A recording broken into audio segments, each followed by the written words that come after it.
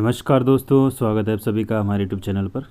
दोस्तों, आज की वीडियो में बात करेंगे हम आर और जितने भी एग्ज़ाम्स आगे होंगे, आर के, यूपी PSC लेखपाल के, यूपी पुलिस SI के, बिहार पुलिस SI के, SSC वगैरह में एग्ज़ाम होंगे, तो उसके लिए सारा इम्पोर्टेंट है ये।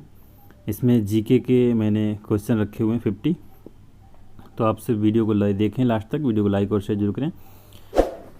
सारे ही प्रैक्टिस सेट हैं। तो चलिए वीडियो को स्टार्ट करते हैं। पहला क्वेश्चन यहाँ पर पूछा गया, निम्नलिखित में अधिनिर्णयों में से किस एक में घोषणा की गई कि भारत के संविधान के भाग 3 के किसी भी उपबंध में संशोधन करने की कोई शक्ति संसद को नहीं है। तो किस अधिनिर्णय में ये कहा गया है? तो ये कहा गया था, ऑप्शन दूसरा सही हो जाएगा, गोलकनाथ बनाम स्टेट ऑफ पंजाब। सर्वोच्च न्यायालय ने गोलकनाथ बनाम स्टेट ऑफ पंजाब ये 1967 में दिया था फैसला कि मामले के दिए गए अपने निर्णय को शंकरी प्रसाद और सज्जन सिंह के मामले में प्रत्याशित रूप से बदल दिया था। और अपना निर्णय देते हुए उन्होंने ये कहा था कि संसद को भारतीय संविधान के भाग 3 में संशोधन करने, संक्षिप्त करने या मौलिक अधिकारों को कम करने का कोई अधिकार नहीं है। तो राइट आंसर हो जाएगा ऑप्शन सेकंड।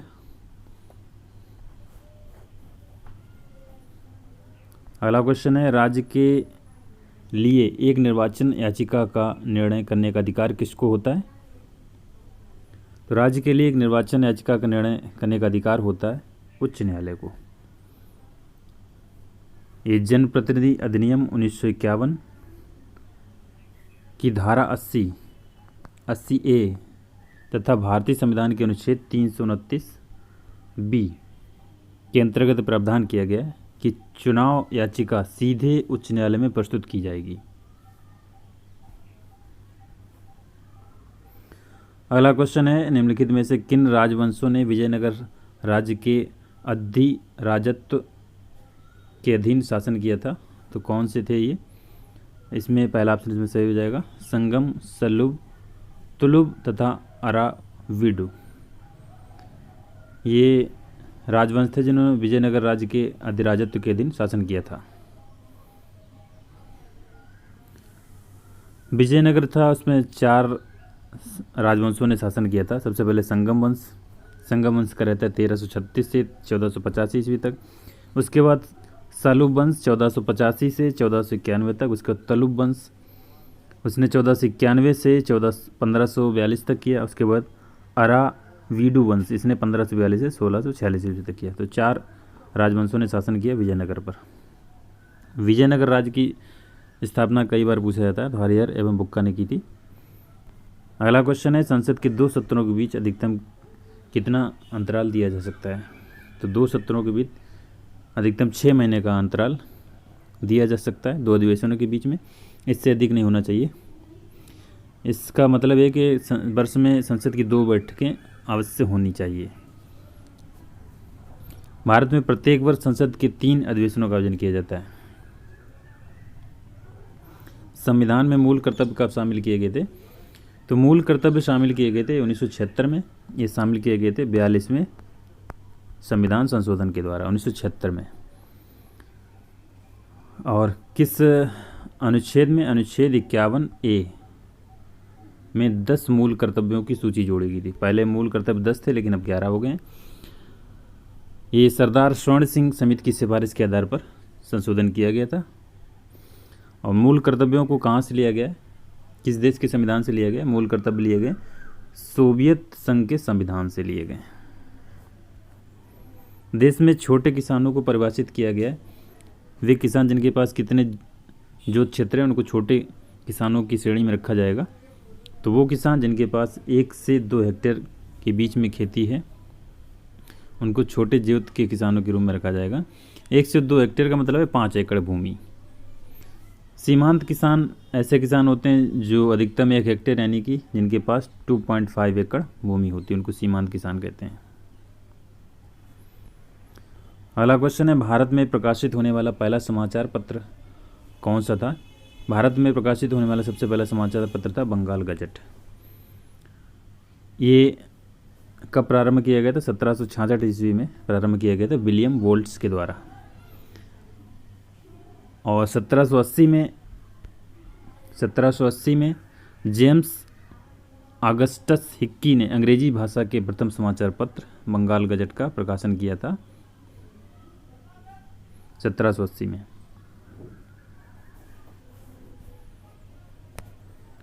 अगला क्वेश्चन है 1854 से 1856 में क्रीमियन युद्ध किसके बीच लड़ा गया था? क्रीमियन युद्ध किसके बीच लड़ा गया 1854 से 1856 के बीच में? तो ये लड़ा गया था रूस और तुर्की के बीच में। इस युद्ध को पूर्वी युद्ध के नाम से भी जाना जाता है। ये युद्ध मुख्य रूप से रूस और ब्रिटेन, फ्रांस, ऑटोमन तुर्की और सार्डिनिया के मध्य लड़ा गया था, क्रीमिया का युद्ध। अगला क्वेश्चन है भारत में अंग्रेजी शासन का सबसे भयंकर अकाल किस दौरान पड़ा था? जब अंग्रेजों लोगों का शासन था तो उस दौरान भयंकर अकाल किस दौरान पड़ा था? तो ये पड़ा था 1876 से 1878 के बीच में।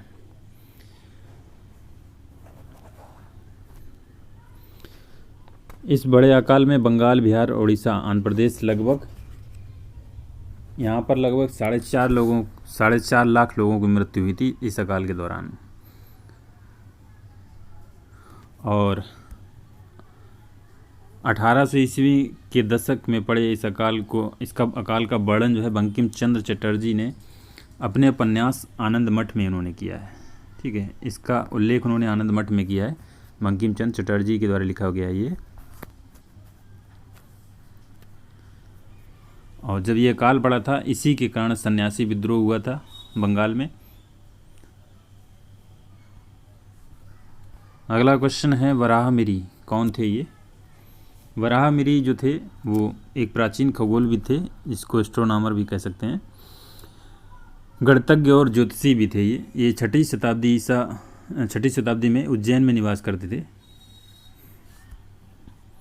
और इन्हें विक्रमादित्य के दरबार में 9 रत्नों में से एक माना जाता था वराहमिरी। अगला क्वेश्चन है ब्रिटिश भारत में किस अधिनियम द्वारा मुसलमानों को पृथक निर्वाचन का अधिकार दिया गया था? तो मुसलमानों के लिए एक पृथक निर्वाचन का अधिकार दिया गया था, उनको दिया गया था मॉर्ले मिंटो सुधार 1909 के अधिनियम के द्वारा। इसमें मुसलमानों को पृथक निर्वाचन का अधिकार दिया गया और ब्रिटिश सरकार की नीति थी बांटो और राज करो नीति उन्होंने अपनाई थी। इसके अंतर्गत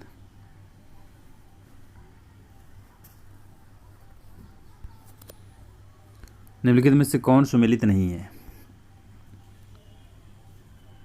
किम्बरली हीरा ये बिल्कुल सुमेलित है, मिलान रेशम बिल्कुल सुमेलित है, सेफील्ड छुरी कांटा बिल्कुल सही है, हवाना मांस पैक करना ये नहीं सही है। ठीक है, तो इसका राइट आंसर हो जाएगा ऑप्शन दूसरा।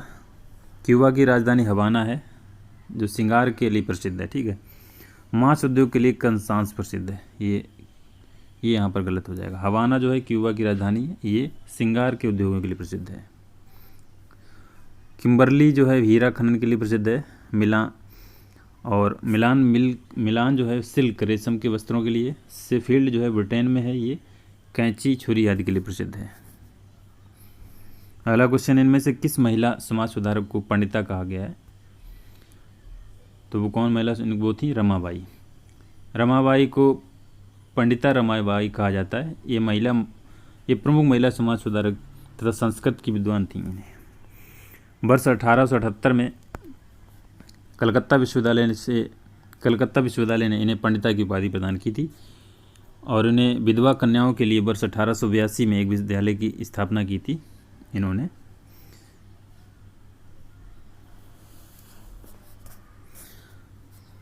जिसमें इन्होंने 1922 में पंडिता रमाबाई मुक्ति मिशन की शुरुआत की थी। अगला क्वेश्चन है, इनमें से कौन सुमेलित नहीं है? तो जो सुमेलित नहीं आपको बताना है। किर्गिज जो है वो मध्य एशिया में बिल्कुल सही है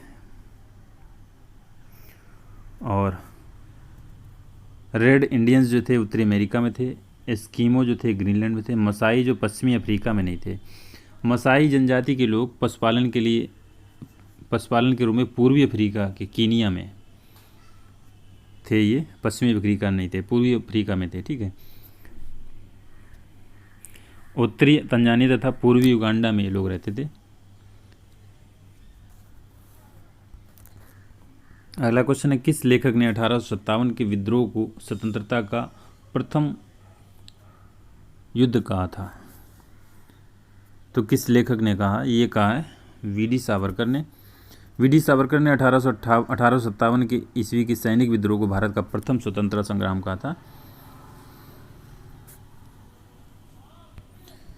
अगला क्वेश्चन है, 1904 में स्थापित अभिनव भारत, ये क्या था? अभिनव भारत जो 1904 में स्थापना की गई इसकी, तो ये था क्रांतिकारी गतिविधियों से संबंध एक गुप्त संगठन था अभिनव भारत, जिसकी स्थापना 1904 में किसने की थी? विनायक दामोदर राव सावरकर ने की थी, जो भारत से ब्रिटिश शासन को सशस्त्र संघर्ष के द्वारा समाप्त करना चाहते थे, जिसको 1952 में भंग भी कर दिया गया था इस क्रांतिकारी संगठन को।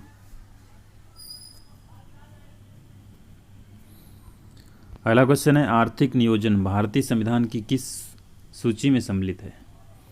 आर्थिक नियोजन भारतीय संविधान की समवर्ती सूची में सम्मिलित है। ये आर्थिक नियोजन से इसी आधार पर भारत सरकार ने आर्थिक नियोजन पंचवर्षीय योजना को अपनाया था। ये भारत की समवर्ती सूची में सम्मिलित है। ये चिस्सापानी गार्ज, चिस्सापानी गार्ज ये कहाँ स्थित है? तो ये स्थित है नेपाल में। करनाली नदी के ऊंचे पश्चिमी किनारों पर विद्यमान चिस्सापानी जार जो है नेपाल में, नेपाल के काठमांडू के निकट है स्थित। ये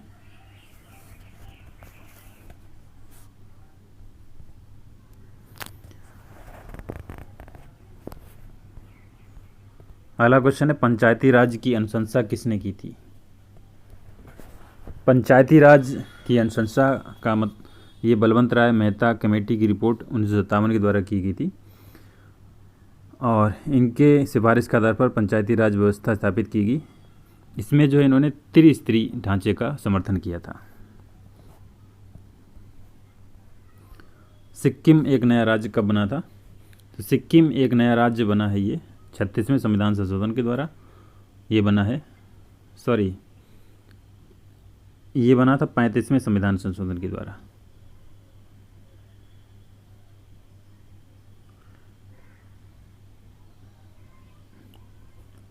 पैंतीसवें संविधान संशोधन विधेयक के द्वारा संविधान को सह राज्य का दर्जा दिया गया था, लेकिन 36वें जो संविधान संशोधन के द्वारा इसको 1975 में सिक्किम को पूर्ण राज्य का दर्जा प्रदान किया गया, जो भारत का 22वां राज्य बना था। तो ये था जो अधिनियम था 35वां, और संविधान संशोधन था 36वां। भारतीय संविधान का अनुच्छेद 8 किससे संबंधित है? आर्टिकल जो 8 है वो किससे संबंधित है? ये हमारा भाषा से संबंधित है।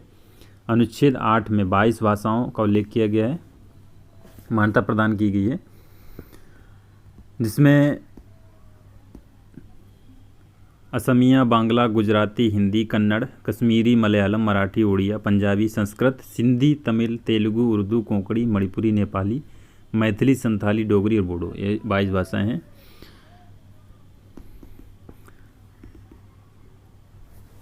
बीच बीच में कुछ भाषाओं को जोड़ा गया, जैसे कि 1967 में 21वें संविधान संशोधन द्वारा सिंधी को जोड़ा गया, और 1992 में 91वें संविधान संशोधन द्वारा मणिपुरी, कोंकणी और नेपाली को जोड़ा गया, और 52वें संविधान संशोधन के द्वारा 2003 के द्वारा मैथिली, संथाली, डोगरी और बोडो को संविधान की 8वीं सूची में जोड़ा गया।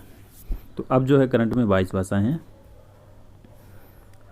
भारतीय संविधान के अनुच्छेद 170 का के अनुसार विधानसभा सदस्यों की अधिकतम संख्या राज्य की क्षेत्रीय मतदान क्षेत्रों से प्रत्यक्ष चुनाव द्वारा चुने गए सदस्यों की किस संख्या से ज़्यादा नहीं हो सकती है? तो विधानसभा के सदस्यों की संख्या 500 से ज़्यादा नहीं हो सकती है अनुच्छेद 170 के अनुसार। 500 से ज़्यादा नहीं हो सकती, और न्यूनतम 60 सदस्य हो सकते हैं। उत्तर प्रदेश में विधानसभा सीटों की संख्या 403 है, सबसे अधिक है।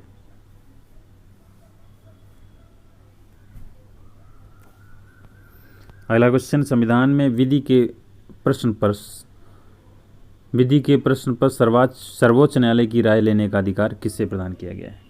विधि के प्रश्न पर तो ये दिया गया भारत के राष्ट्रपति को। अनुच्छेद है 143, आर्टिकल 143 के अनुसार राष्ट्रपति को सर्वोच्च न्यायालय से परामर्श लेने का अधिकार प्रदान किया गया है। और इस अनुच्छेद में ये बताया गया है कि राष्ट्रपति परामर्श ले सकता है सर्वोच्च न्यायालय से, लेकिन सर्वोच्च न्यायालय के ऊपर निर्भर करता है कि परामर्श देता है या नहीं देता है, और राष्ट्रपति के ऊपर भी निर्भर करता है कि सर्वोच्च न्यायालय ने जो परामर्श दिया है वो उसको लेना चाहिए कि नहीं लेना चाहिए। तो इसके लिए बाध्य नहीं है दोनों एक दूसरे के, ठीक है। आर्टिकल आपको याद रखना है 143। लोकसभा द्वारा पारित धन विधेयक को राज्यसभा द्वारा कब तक विलंबित किया जा सकता है? यानी कि धन विधेयक जो है वो राज्यसभा द्वारा कितने दिनों के लिए लंबित यानी लटका कर रखा जा सकता है? तो 14 दिनों से अधिक नहीं उसको रख सकता है। धन विधेयक राज्यसभा में प्रस्तुत नहीं किया जा सकता। सबसे पहली बात तो ये, धन विधेयक को लोकसभा में ही प्रस्तुत किया जाता है, और लोकसभा अध्यक्ष ही ये निर्णय लेता है कि कोई विधेयक धन विधेयक है कि नहीं है। लोकसभा अध्यक्ष द्वारा प्रमाणित धन विधेयक लोकसभा से पारित होने के बाद ये राज्यसभा में भेजा जाता है। राज्यसभा धन विधेयक को ना तो अस्वीकार कर सकती और ना ही इसमें कोई संशोधन कर सकती है। ये विधेयक की प्राप्ति की तिथि से, मतलब जिस दिन उसको प्राप्त हुआ है, 14 दिन के भीतर विधेयक को लोकसभा को लौटा देती है। अगर ऐसा नहीं करती है तो उसके बाद धन विधेयक वो जो होता है स्वयं पारित माना जाता है। लोकसभा राज्यसभा की सिफारिशों को स्वीकार या अस्वीकार कर सकती है। यदि धन विधेयक को राज्यसभा 14 दिन के भीतर लोकसभा को नहीं लौटाया जाता है तो दोनों सदनों द्वारा पारित समझा जाता है। तो इसका ये अनुच्छेद होता है इसके 109। अगला क्वेश्चन है, किसके शासनकाल के दौरान किसके शासनकाल के दौरान ह्वेन सांग, एक चीनी तीर्थयात्री जो था, चालुक्य साम्राज्य की यात्रा की थी इसने, तो ये किया था पुलकेशिन सेकंड के दौरान पे। ह्वेन सांग जो था चीनी तीर्थयात्री था जो हर्षवर्धन के शासनकाल में 630 में ईस्वी में भारत आया था। भारत भ्रमण के दौरान वो दक्षिण भारत में चालुक्य शासकों द्वारा प्रशासित राज्यों का भी उसने भ्रमण किया। उस समय पुलकेशिन द्वितीय जो थे उनका शासनकाल था। तो इसमें राइट आंसर हो जाएगा 4th वाला। अगला क्वेश्चन है, कांग्रेस के सूरत अधिवेशन जो 1907 के अध्यक्ष कौन थे? सूरत अधिवेशन जो हुआ था 1907 के अध्यक्ष कौन थे? तो इसके अध्यक्ष थे रास बिहारी बोस। रास बिहारी बोस को कांग्रेस के 2 अधिवेशनों, सूरत अधिवेशन 107 में और मद्रास अधिवेशन 1908 में की अध्यक्षता इन्होंने की थी। 2 अधिवेशनों में 1907 में सूरत में आयोजित अधिवेशन में कांग्रेस का विभाजन हुआ था। कांग्रेस 2 भागों में बट गया था, नरमपंथी और गरमपंथी। 2 विचारधाराओं में इनको बांट दिया गया था। निम्नलिखित में से किस द्वीप को सीप द्वीप कहा जाता है?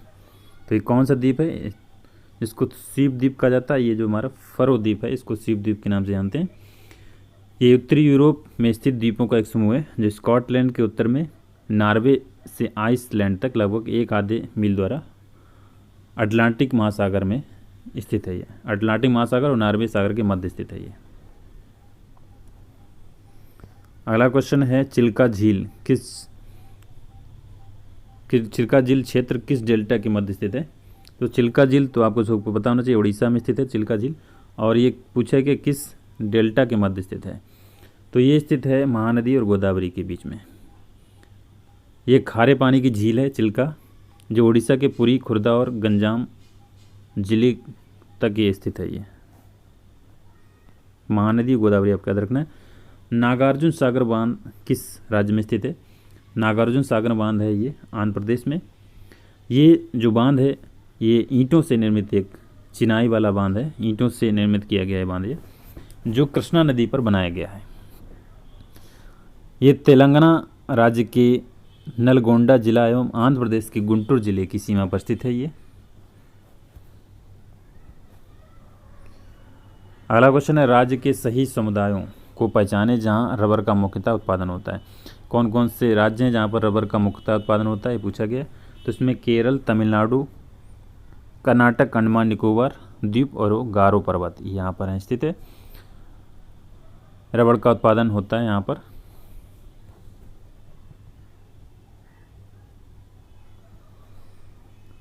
अगला क्वेश्चन है कीमत विभेद किसका एक लक्षण है। ये अर्थशास्त्र का क्वेश्चन है। कीमत विभेद किसका लक्षण है, तो ये हमारा एकाधिकार का।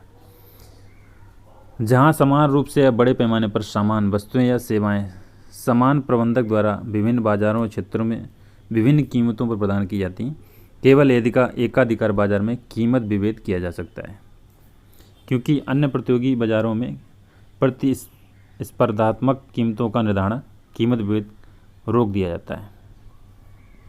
एकाधिकार इसमें राइट आंसर हो जाएगा। अगला क्वेश्चन है यदि आपूर्ति में वृद्धि की अपेक्षा मांग में वृद्धि अधिक है तो कीमत कैसी रहेगी। अगर आपूर्ति में वृद्धि की अपेक्षा मांग में वृद्धि अधिक है, यानी जो चीज़ जो है, कोई भी चीज़ है, उसकी आपूर्ति कम हो पा रही है लेकिन मांग उसकी अधिक है, तो कीमत कैसी रहेगी, तो कीमत बढ़ेगी। ऑप्शन दूसरा इसमें सही हो जाएगा। ये मांग और पूर्ति के सिद्धांत के अनुसार है। यदि मांग में वृद्धि होती है और पूर्ति अपवर्तित रहती है या पूर्ति की तुलना में मांग में अधिक वृद्धि होती है, तो इससे वस्तुओं की कमी हो जाती है और कीमत जो है उनकी बढ़ जाती है। अगला क्वेश्चन, भारत सरकार का प्रथम विधि अधिकारी कौन होता है। भारत सरकार का प्रथम विधि अधिकारी होता है भारत का महान्यायवादी, जिसको बोलते हैं अटॉर्नी जनरल ऑफ इंडिया। वह केंद्र सरकार के प्रमुख विधि परामर्शदाता के रूप में कार्य करता है और सर्वोच्च न्यायालय में एक वकील के रूप में सरकार का पक्ष रखता है। ये अगला क्वेश्चन है किसके अंतर्गत उपभोक्ताओं को विभिन्न प्रकार की वस्तुएं प्रदान करने की संभावना रहती है, तो ये रहती है पूर्ण प्रतियोगिता के अंतर्गत। ये अर्थशास्त्र के क्वेश्चन है। अगला क्वेश्चन है WTO के अंतर्गत पादप किस्मों का संरक्षण और किसान अधिकार कानून किस वर्ष के अगस्त में पारित हुआ था, तो ये पारित हुआ था 2001 में। Plant variety production and farmers rights act 2001 में भारतीय संसद द्वारा पारित किया गया था। बौद्धिक संपदा अधिकार को परिभाषित करने वाला भारत सरकार का ये कानून था। ये किसी अर्थव्यवस्था की आर्थिक गतिविधि का स्तर मुख्यतः इस पर निर्भर करता है। आर्थिक गतिविधि किस पर निर्भर करती है, तो ये निर्भर करती है अर्थव्यवस्था में समस्त मांग पर। अर्थव्यवस्था में आर्थिक गतिविधि का स्तर बड़े पैमाने पर कुल मांग पर निर्भर कर रहता है, जो अर्थव्यवस्था में एक निश्चित समय के दौरान औसत कीमत स्तर और वस्तुओं की सेवाओं को कुल मांग का निर्धारण करता है। संविधान के किस भाग में भारतीय संविधान के लक्ष्य समाविष्ट किए गए हैं, तो किस भाग में किए गए, ये किए गए उद्देशिका यानी प्रस्तावना में।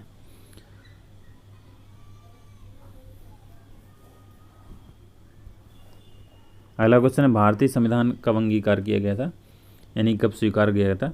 तो भारतीय संविधान किया गया था 26 नवंबर 1949 को। इस दिन जो है अंगीकृत किया गया था, मतलब इस दिन जो है संविधान बनकर तैयार हो गया था। और लागू कब किया गया, लागू किया गया 26 जनवरी 1950 को संविधान लागू किया गया। 26 जनवरी 1930 को पूर्ण स्वराज यानी पूर्ण स्वतंत्रता की घोषणा की गई थी। अतः इसी दिन को यादगार बनाए रखने के लिए 26 जनवरी का दिन संविधान लागू करने के लिए चुना गया था। तो कई बार क्वेश्चन पूछा जाता है क्यों 26 जनवरी 1950 को संविधान लागू किया गया, तो इसका मतलब ये था कि 26 जनवरी 1930 को पूर्ण स्वराज की घोषणा की गई थी। तो इस दिन को यादगार बनाने के लिए 26 जनवरी 1950 को लागू किया गया। 26 नवंबर 1949 को ये बनकर तैयार हुआ था, अंगीकार किया गया था। निम्नलिखित कांग्रेसी नेताओं में से कौन नरम दलीय नहीं था। नरम दल का कौन नहीं था, तो इसमें से हो जाएगा ये सारे जो थे वो नरम दल के नहीं थे। बाल गंगाधर तिलक, बिपिन चंद्र पाल, लाला लाजपत राय, ये सारे गरम दल के नेता थे। ये उग्र विचार वाले नेता थे। तीनों जो थे बाल, पाल और लाल के नाम से मशहूर थे। रूसी क्रांति किस वर्ष आरंभ हुई थी, तो रूस की क्रांति आरंभ हुई थी ये 1917 में।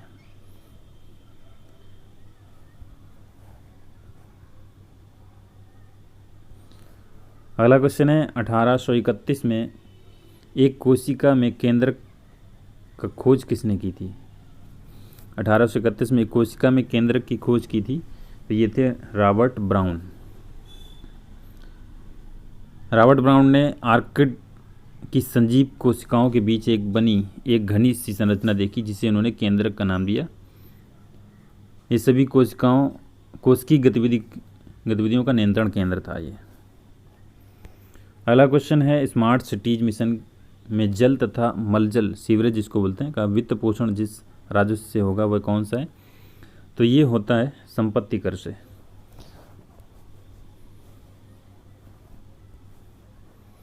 अगला क्वेश्चन है, 1869 में किस वैज्ञानिक ने प्रथम कार्यात्मक आवर्त सारणी को विकसित किया था? तो 1869 में विकसित किया था ये थे मेंडलीफ, दामित्री मेंडलीफ। रासायन तत्वों का प्रथम आवर्त सारणी को रासायनिक वैज्ञानिक जो थे ये मेंडलीफ ने 1869 में विकसित किया था। आधुनिक आवर्त सारणी मेंडलीफ द्वारा प्रस्तुत आवर्त सारणी का आधुनिक रूप है ये, तो सबसे पहले इन्होंने मेंडलीफ ने किया था। निम्नलिखित में से कौन सा शेष भिन्न है? शेष से भिन्न है मक्का, बेथलेहम, ननकाना साहिब, सारनाथ। तो इसमें से जो भिन्न है वो आपको बताना है। इसमें चौथा है सारनाथ। सारनाथ हमारा भारत में है, मक्का हमारा अरब में है, बेथलेहम ये फिलिस्तीन में है, ननकाना साहिब ये पाकिस्तान में है। पुरातात्विक प्रमाणों के आधार पर किस प्राचीन सभ्यता में कांच का प्रथम उपयोग होना पाया गया था? यानी कांच का प्रथम उपयोग कब पाया गया? तो ये पाया गया मेसोपोटामिया की सभ्यता से।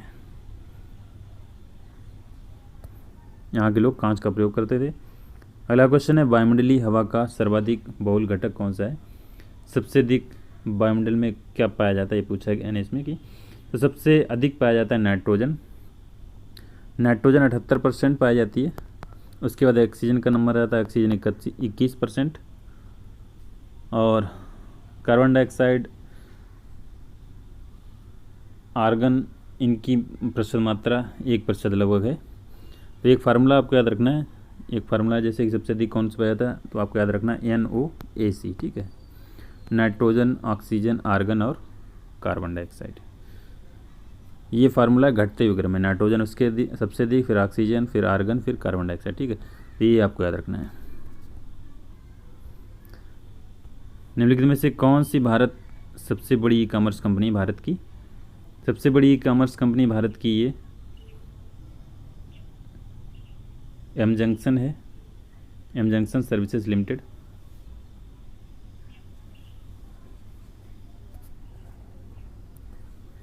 अगला क्वेश्चन है, निम्न में से किसका प्रयोग नाभिकीय विखंडन के दौरान श्रृंखला अभिक्रिया को नियंत्रित करने में हो सकता है?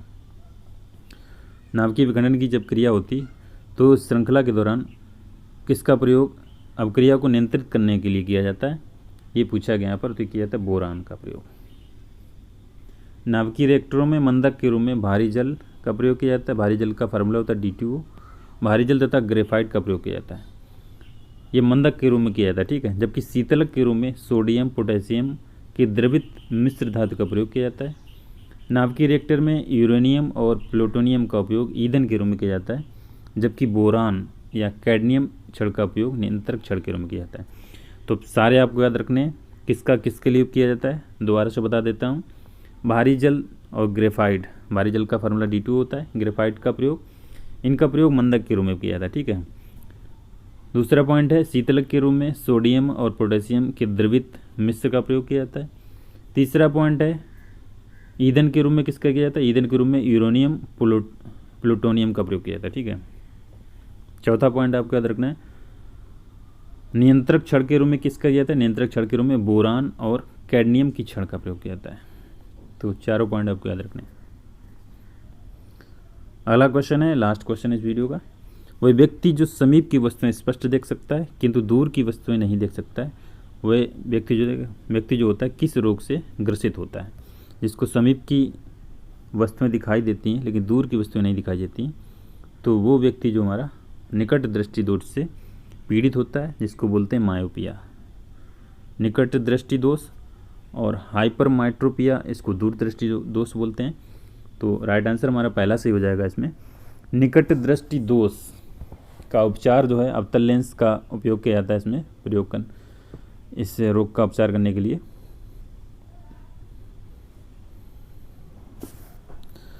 तो दोस्तों यहाँ पर 50 क्वेश्चन हमने इस सेट में इस वीडियो में कंप्लीट किए हैं।